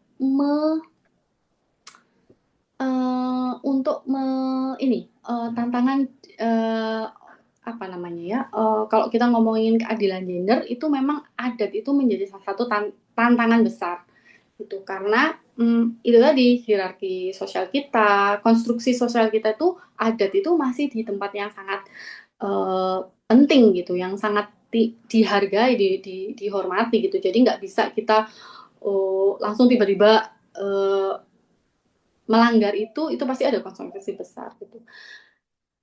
Tapi kalau dari contoh teman-teman perempuan adat lainnya, ada yang ya pelan-pelan, memang butuh perjuangan sih.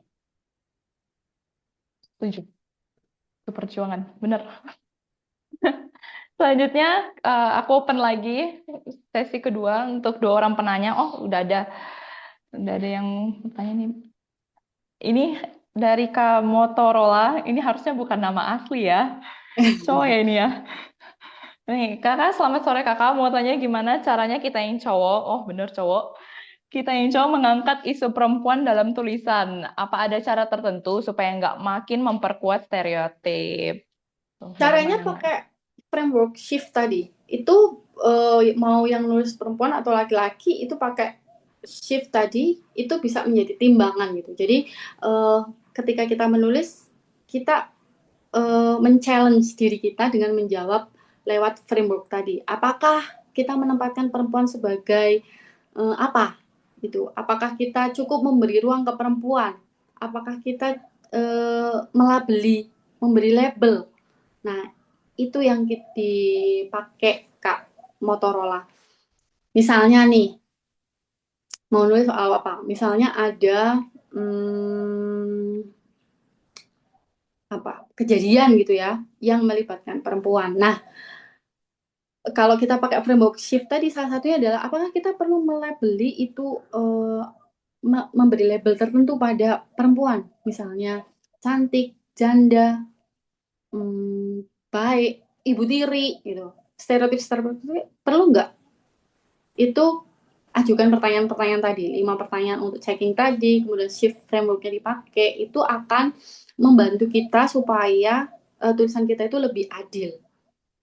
Dan satu lagi, tidak sebagai penulis itu kita tidak berprasangka ya. Kita tidak perlu kalau nulis itu kita nggak perlu berprasangka karena mau nulis perempuan tuh kita punya prasangka pada perempuan itu kan akan mempengaruhi penulisan kita ya. Jadi ya kita menulis dengan start yang tanpa prasangka tadi. Dan kita tidak membebani perempuan itu pada beban-beban moral atau beban-beban ganda gitu loh. Kayak misalnya nih mau nulis pembunuhan yang pelakunya perempuan atau ibu gitu. Terusnya sadis gitu. Sadis seorang ibu. Ya namanya pembunuhan tuh pasti pas sadis, mau laki mau perempuan yang melakukan itu sih ya sudah sadis, tapi seringkali ketika pelakunya perempuan kita tuh memberikan bumbu-bumbu yang tidak perlu, kejam, sadis, apalagi label-label yang kayak gitu tuh yang kemudian menjadikan perempuan tuh, kalau perempuan yang melakukan kesalahan dia seolah-olah dosanya itu 1000 kali lipat dari kalau yang melakukan laki-laki. Nah, itu timbangan-timbangan kayak gitu tuh bisa kita pakai shift framework tadi. Itu kamu Motorola mungkin bisa dipelajari lebih lagi ya nanti untuk yang shift framework tadi. Nah, untuk pertanyaan terakhir nih untuk diskusi pada hari ini dari Kak Soraya Alicia Hawa.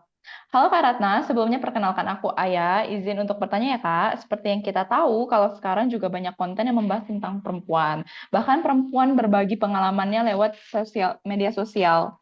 Namun hal yang sering muncul itu justru perempuan yang disalahkan. Bahkan sesama perempuan kadang kurang saling support. Nah, hal seperti itu terkadang membuat perempuan takut bersuara karena khawatir dihakimi. Nah, sebagai media yang fokus pada isu perempuan, bagaimana Digital Mama membangun ruang yang aman dan suportif bagi perempuan untuk berbagi cerita? Ya, ini concern kita juga. Jadi kalau kita kalau kita melihat nih ada apa namanya konten atau ada fenomena yang fenomena yang di situ ada perempuan di situ gitu ya.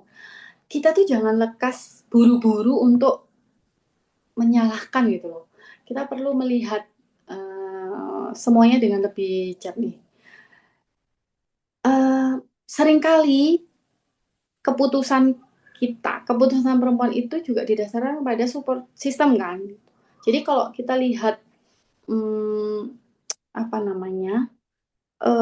melihat sesuatu itu jangan kemudian buru-buru menyalahkan kesalahan itu pada si perempuannya atau si orang ini gitu. Tapi kita lihat dulu sekelilingnya, ini apa sih sebenarnya yang terjadi. Kita menarik, kalau kita mau menulis atau membuat konten itu tidak hanya menempatkan kita di dekat sehingga kita kayak melihatnya itu dari dekat gitu. Tapi kita mungkin perlu menjauh untuk lihat sekitarnya apa sih, sekitarnya yang terjadi itu apa, supaya kita bisa melihat gambaran, oh ternyata kasus ini itu begini loh,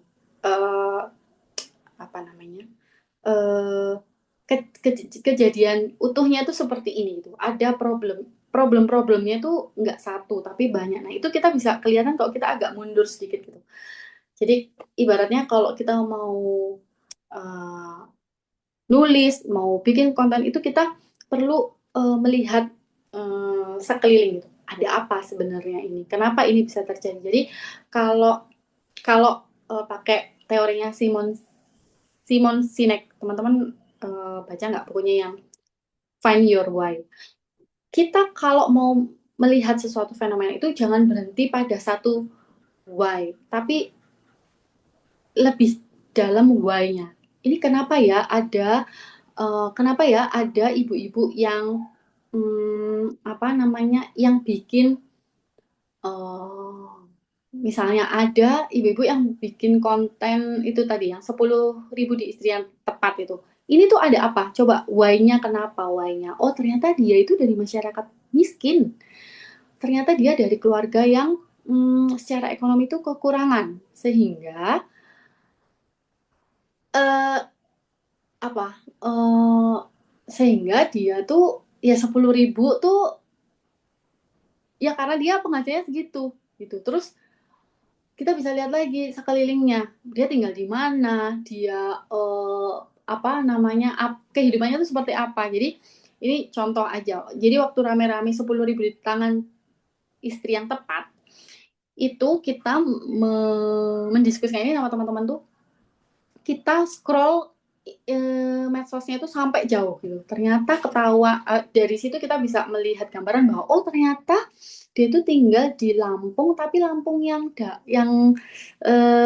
lebih pelosok gitu ya. Jadi infrastrukturnya tuh terbatas gitu. Bahkan dia kenapa bisa 10.000 ya karena sayurnya tuh metik di sebelah rumah. Lalu dia kalau siang itu makan di posyandu karena dia itu ibu hamil yang menerima MBG gitu.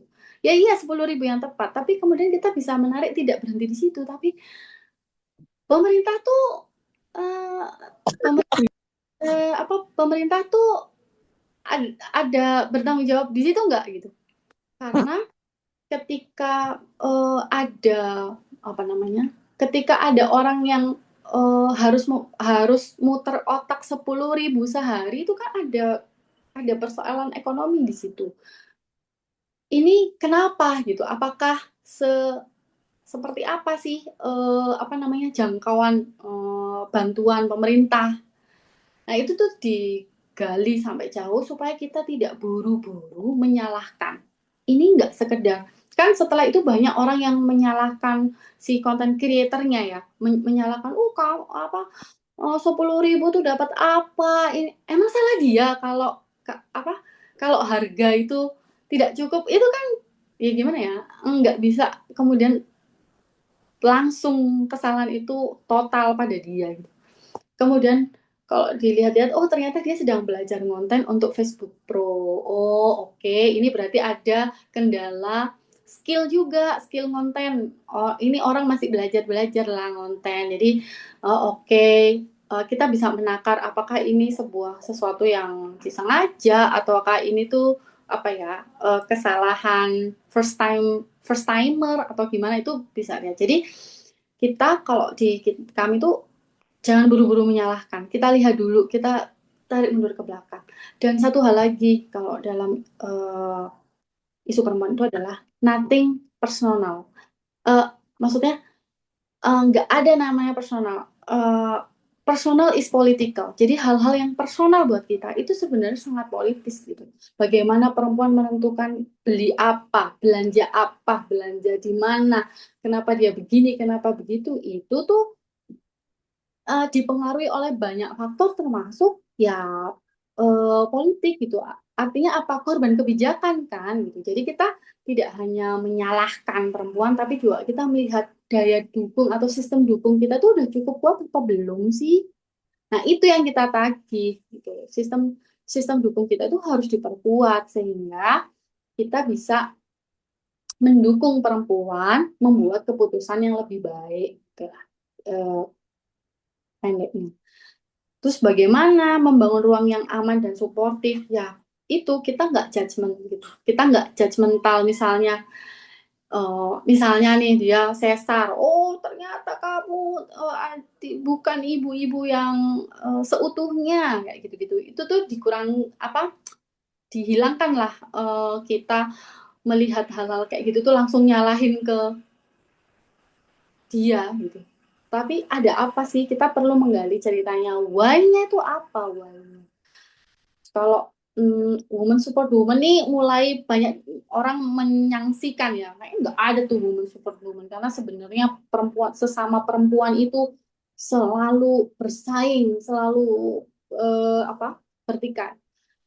Teman-teman juga harus menyadari bahwa patriarki eh, momok kita semua ini patriarki itu tidak hanya tumbuh di laki-laki, tapi perempuan juga menginternalisasi patriarki sehingga kita merasa perlu menyalahkan perempuan lain dan tidak bisa berempati dengan yang lain karena point of view kita tuh seringkali ya udah sangat male gaze itu tadi. Meskipun kita perempuan, kita juga bisa kena male gaze juga gitu. Jadi male gaze itu yang mempengaruhi kita juga gitu akhirnya. Jadi uh, kita sendiri mesti punya empati yang lebih, punya empati gitu pada sesama perempuan juga sesama manusia sih sebenarnya. Tetapi pada sesama perempuan ya kita perlu menahan apa ya, nggak buru-buru nyalahin gitu. Kita dengarkan dulu ceritanya, kenapa sih kok bisa kayak gitu. Saya sih selalu percaya setiap orang dalam keputusannya itu dipengaruhi oleh banyak faktor. Nah, ini yang perlu kita dengarkan, kita beri ruang untuk ngomong. Kita tuh ngonten juga tidak selalu mulus ya. Kita tuh juga pernah di apa namanya? Kita juga pernah mendapat pelajaran-pelajaran gitu dari konten-konten kita kayak oh, ternyata konten yang kita harapkan tuh tidak sampai ke audiens tuh seperti yang kita inginkan. Kita pernah tuh konten kita itu kayak diprotes gitu ya, diprotes karena kok kamu membenturkan antara ibu bekerja dan ibu ibu pegawai negeri dan yang enggak sih gitu. Ternyata ya kita ini sih mengevaluasi dengan oh ternyata narasi kita itu kita perlu memperjelas narasi kita jangan sampai diterima yang berbeda gitu loh. Jadi kita mulai menggunakan kalimatnya mesti clear nih supaya orang nggak menerima konten kita secara salah. Terus kayaknya kita perlu apa ya? eh, Sebelum dipublish itu tadi kita perlu mengecek lagi gitu. Ini apakah kita kurang kita cukup berempati nggak ya sama perempuan yang lain? Jangan-jangan kita tidak cukup berempati. Kita juga pernah diprotes tuh karena menurut ada juga yang menganggap kok kontennya tuh pro anak satu sih gitu. Padahal kan kita ibu-ibu tuh ada yang anaknya dua, ada yang anaknya tiga. Kok kayaknya kalian pro anak satu sih gitu. Sebenarnya bukan pro anak satu, tapi kebetulan karena apa ya? Pengalaman yang kita capture itu pas yang anak satu jadi kesannya tuh kita pro anak satu banget gitu. Nah, di situ kita juga jadi belajar oh ternyata apa namanya sesama perempuan itu punya concern pengalaman yang berbeda tadi jadi kita perlu mendengarkan lebih banyak pengalaman orang makanya apa namanya ya, semakin banyak cerita yang kita dengar, semakin banyak kita menyediakan waktu untuk mendengar pengalaman perempuan itu kita jadi semakin hati-hati juga. Maksudnya hati-hati itu dalam artian kok kita bikin konten itu apakah ini sudah mewakili dan tidak yang terpenting adalah tidak membuat tidak mengecilkan peran perempuan lainnya gitu. Jangan sampai oh jadi perempuan itu kita malah mengecilkan sesama perempuan. Ini memang ini sih perlu exercise gitu perlu exercise dan setiap kesalahan tuh bisa apa ya memberi pelajaran gitu oh kita udah pede kan nyangkanya kayak kita tuh udah yang wah kita udah pro perempuan banget nih ternyata enggak karena ternyata itu tadi perempuan tuh enggak homogen pengalamannya tuh sangat banyak gitu jadi kita ini mencoba mendengarkan lebih banyak begitu Oke. Kak Oke. Kak Soraya.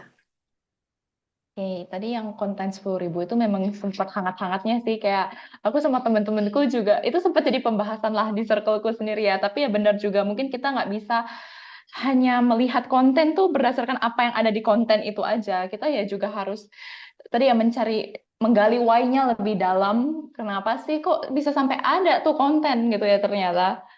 Betul. Dan Itu sih yang kadang mungkin kita satu lupa. juga catatan bahwa apa yang kita lihat di konten itu tidak bisa meng-capture secara apa ya, secara mendalam gitu. Karena kan algoritma sekarang tuh 30 detik ya kontennya. Bahkan 60 detik itu udah kepanjangan menurut algoritma. Kalau bisa 30 detik tuh lebih bagus, lebih viral gitu. Bagaimana kita eh, meng-capture kehidupan dalam 30 detik itu gimana gitu. Itu agak Mm-mm. agak tricky. Makanya kita perlu mengoptimalkan banyak medium sih kalau di digital mama itu, makanya ada website itu untuk kita bercerita panjang lebar, untuk kita mendudukkan perkaranya secara jelas itu di situ. Kalau di medsos kita lebih ke untuk awareness, lebih untuk apa ya, untuk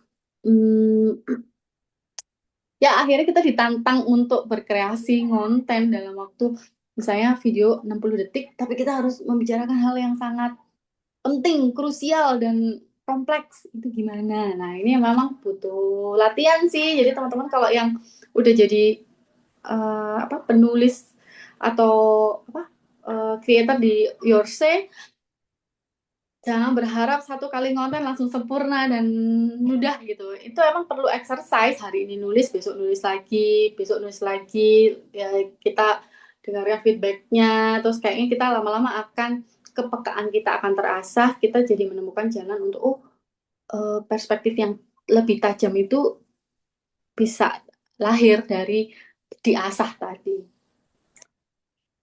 Tuh, teman-teman, jangan menyerah. Latihan terus. Kita nggak mungkin sempurna di awal lah, gitu. Pasti Hmm. perlu banyak latihan untuk akhirnya bisa di tahap sempurna gitu ya. Nah, aku juga mau mengingatkan untuk teman-teman peserta, jangan lupa isi link presensi supaya e-sertifikatnya bisa segera diproses. Ini barcode-nya sudah ditampilkan di layar, atau mungkin bisa ke link yang ada di kolom chat. Bisa di screenshot dulu. Nah, dan itu setelah sharing hari ini, mungkin ya teman-teman bisa nih sekaligus langsung mempraktekkan nih apa yang teman-teman dapatkan di Zoom Dewiku Class pada hari ini. Jadi Yorsei dan Dewiku itu juga lagi menjalankan social media challenge, dan juga nantinya akan ada Dewiku Talk yang masih menjadi bagian dari campaign kami. Jangan malu-malu atau nggak pede untuk ikut ya teman-teman nih. Untuk posternya, teman-teman ada Dewi Good Talk, ada Social Media Challenge, yang dimana ya itu adalah kesempatan ruang untuk teman-teman membagikan cerita teman-teman yang menjadi inspirasi untuk perempuan-perempuan lainnya, dimulai dari 27 Februari sampai 8 Maret 2026 dan free ya teman-teman. Jadi kalian bisa join, langsung menerapkan ilmu yang kalian dapat di hari ini. Nah, atau mungkin untuk lebih detailnya kalian bisa langsung cek aja di Instagramnya Yoursay di yoursay_id atau dewiku.com. Oke, bisa di SS juga nih posternya. Dan habis ini aku mau mengajak teman-teman untuk foto bersama dong. Mungkin boleh open cam-nya, teman-teman. Nanti operator kami yang akan men-screenshot.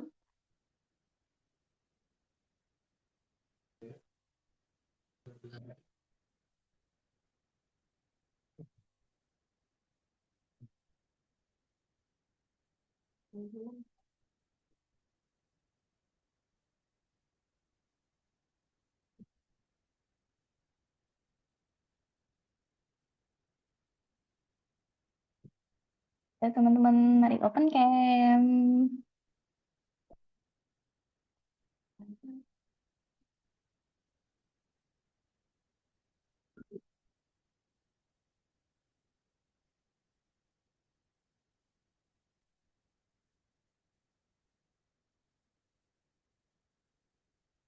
Oke, nah jadi kita akan foto ya. Saya hitung. 1, dua, tiga. Sekali lagi, ganti pose mungkin. Satu, dua, tiga. Oke, makasih teman-teman. Nah, aku juga mau mengucapkan terima kasih banyak kepada Mbak Ratna dan Digital Mama karena sudah bersedia untuk menjadi narasumber pada hari ini. Terima kasih atas sharing dan insight-nya yang sangat amat relate banget nih pasti di kita-kita yang perempuan ya terutama. Amin. Kak Fian, aku tadi udah janji dua ya. Oh iya, Aku ini dulu kali ya, sebelum lupa. Boleh betul, betul, betul. ya. Terima kasih buat teman-teman yang sudah bertanya. Nah, tadi sudah dua, aku tadi sudah menjanjikan dua. Jadi, eh, aku mau kasih ini satu ke Kak Rahel dan satu lagi untuk Kak Motorola. Nanti mungkin bisa menyerahkan alamatnya ke panitia ya. Oke, Sengaja Kak Motorola baik. karena ini laki-laki yang bertanya, jadi supaya laki-laki itu turut serta gitu, menggaungkan Iya, menggaungkan konten yang berperspektif perempuan. Asik. Terima kasih asik. semuanya, tapi diskusinya Untuk Karahel dan Motorola nanti bisa menghubungi itu ya kontak person yang ada di IG-nya Yourse. Nanti kami akan kirimkan merchandise-nya. Oke, terima kasih banyak untuk teman-teman. Nah, sebelum benar-benar mengakhiri Dewi Kuklas pada hari ini, closing statement dong dari Kak Ratna. Waduh, oke, closing statementnya apa ya?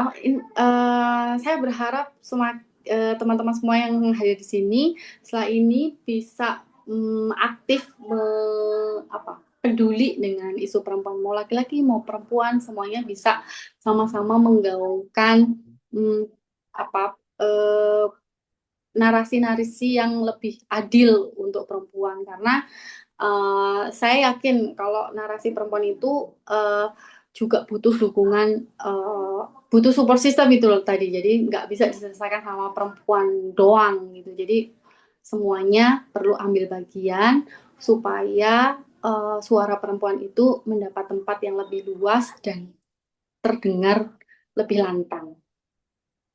Terima Baik, siap. kasih. Terima kasih Mbak Ratna. Semoga Digital Mama juga sukses selalu. Mungkin kedepannya kalau ada event-event semoga juga lancar ya Mbak. Amin. Amin. Baik, terima kasih banyak untuk teman-teman.